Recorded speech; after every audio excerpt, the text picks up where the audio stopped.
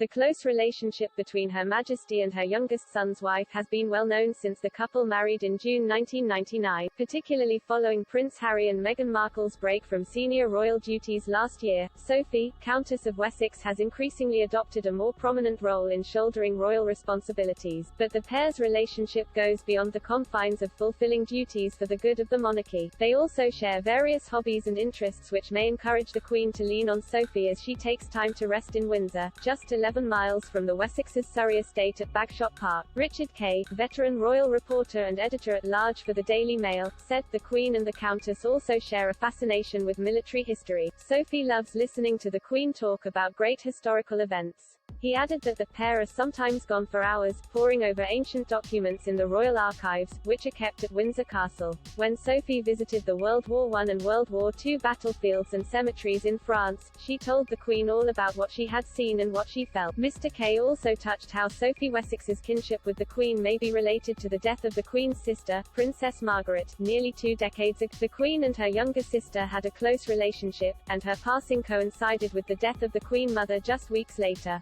A royal aide detailed to the Daily Mail in 2018 that Her Majesty talks to Sophie in the way she used to talk to Princess Margaret.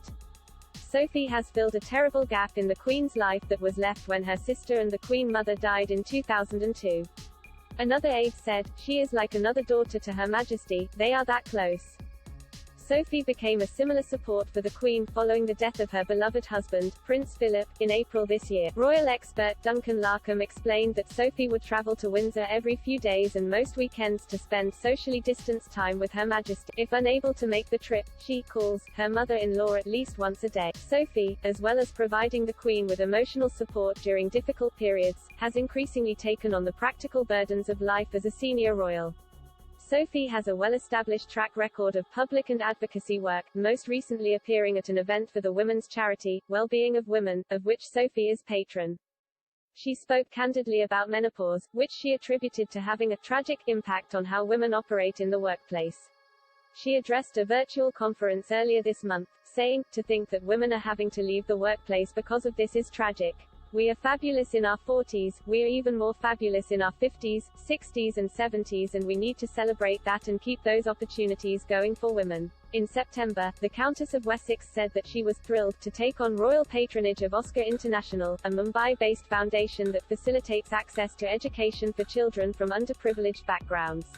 She added, "It's an enormous privilege to be working with such an amazing foundation.